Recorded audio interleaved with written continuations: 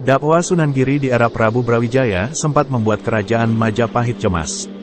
Sebab, Islam menyebar begitu cepat ke berbagai penjuru di Pulau Jawa. Majapahit khawatir, jika di kemudian hari kekuatan Islam di bawah kendali Sunan Giri hingga akhirnya melakukan pemberontakan ke Majapahit. Karenanya, Prabu Brawijaya memerintahkan untuk melakukan pengamatan dan penyelidikan kepada Sunan Giri.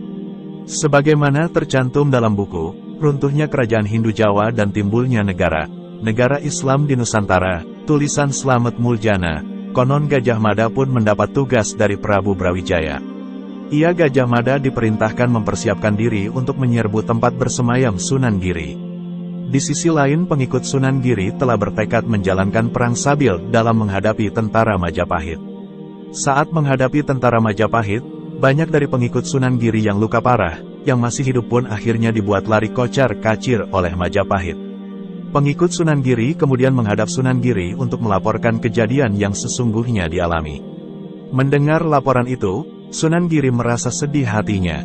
Ia segera menulis kalam atau pena yang diletakkan lalu berdoa kepada Allah.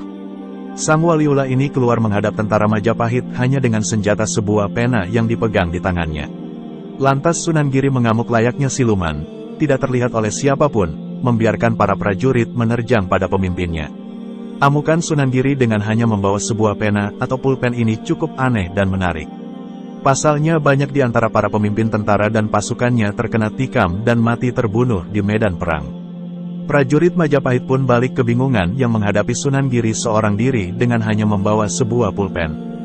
Banyak dari pasukan Majapahit yang lari menyelamatkan diri meninggalkan medan pertempuran menuju kota Majapahit. Mereka ketakutan karena hanya melihat keris bergerak tanpa tangan. Senjata Sunan Giri bernama kalam munyeng atau kalam bergerak jika dilempar akan berubah menjadi keris bergerak tanpa tangan. Itulah yang membuat para prajurit Majapahit ketakutan. Tentara Majapahit pun berhasil diusir kembali. Sehabis perang, Sunan Giri jatuh sakit lalu mangkat. Penggantinya ialah sang cucu bernama Sunan Parapen. Sepeninggal Sunan Giri, Prabu Brawijaya mencoba kembali menyerbu Giri. Pertahanan Sunan Parapen jebol, terburu nafsu untuk membalas dendam, maka makam Sunan Giri diperintahkan dibongkar. Tentara Majapahit yang sedang menggali makam Sunan Giri terkena batunya, para tentara ini jatuh tertelungkup. Juru kunci makam pun dipaksa untuk membongkar makam di bawah ancaman tentara Majapahit.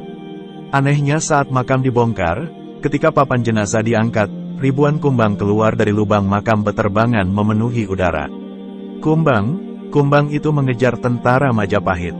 Tentara Majapahit pun terpaksa mundur sampai pusat kerajaan.